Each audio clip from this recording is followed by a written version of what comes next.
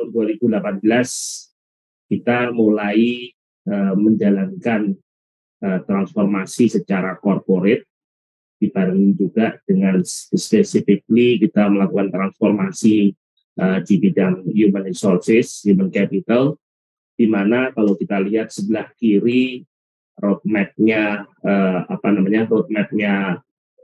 Pegadaian dari mulai enable, elevate, dan sekarang kita sudah mengarah ke excellent.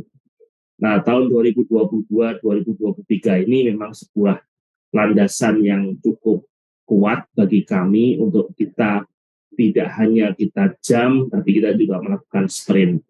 Nah, namun demikian nanti kita akan lihat bahwa dalam perjalanannya tahun 2020-2021 sangat tidak mudah karena memang kita kena pandemi, walaupun kita juga di industri financial services yang semestinya tidak terkena pandemi, tapi bagaimana juga kita juga masih terkena pandemi.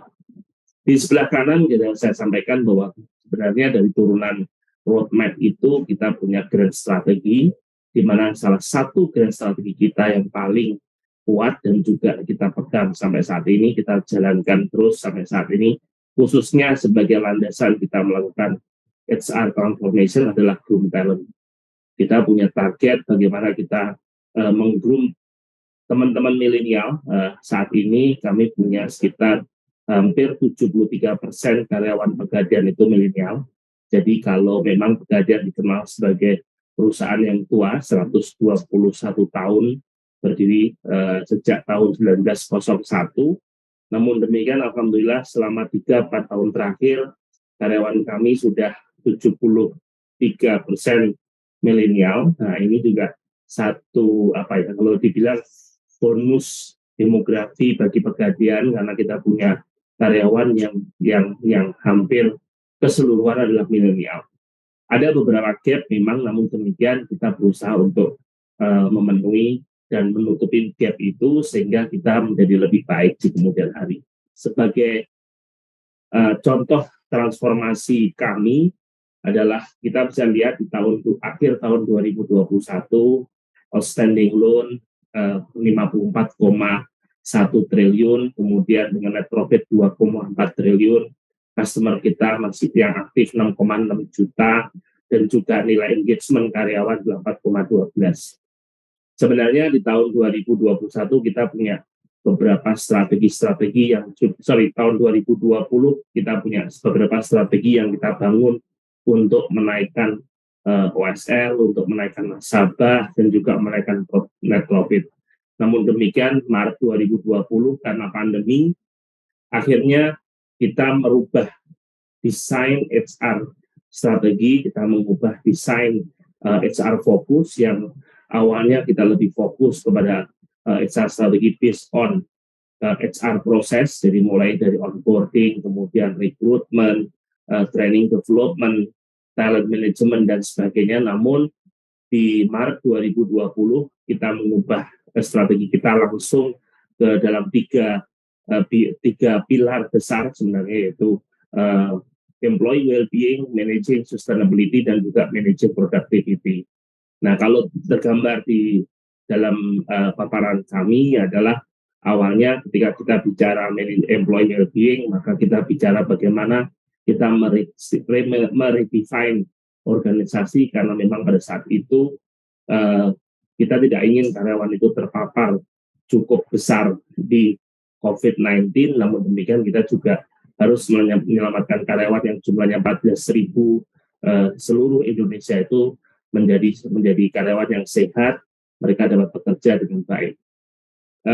Inisiatif yang berikutnya lagi, strategi yang kita bangun adalah managing productivity, di mana kita mencoba untuk mentransform people. Artinya kalau biasanya Pegadaian ini terkenal dengan kalau tidak melihat timnya tidak asik gitu ya, tapi sekarang dengan kondisi pandemi kita harus mulai berpikir hybrid.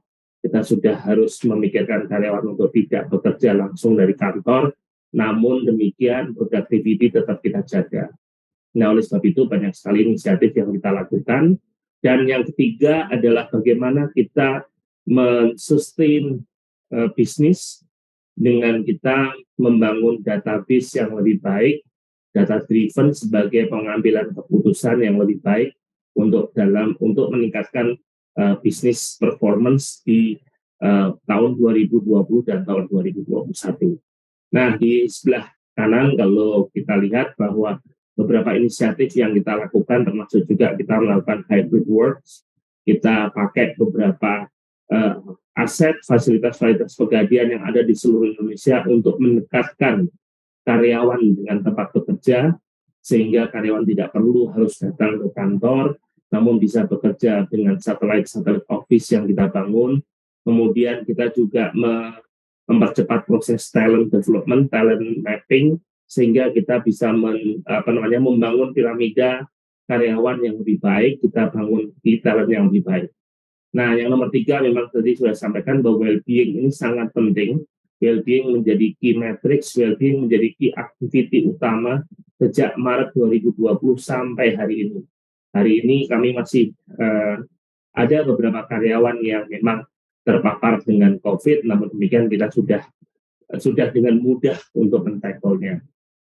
Gen Z kita sudah mulai dengan kita ada beberapa inisiatif khusus baik eksternal maupun internal untuk menangani Gen Z sehingga kita punya employee experience yang cukup bagus dengan Gen Z dan juga kita menunjukkan employee value proposition yang baru di tahun 2021.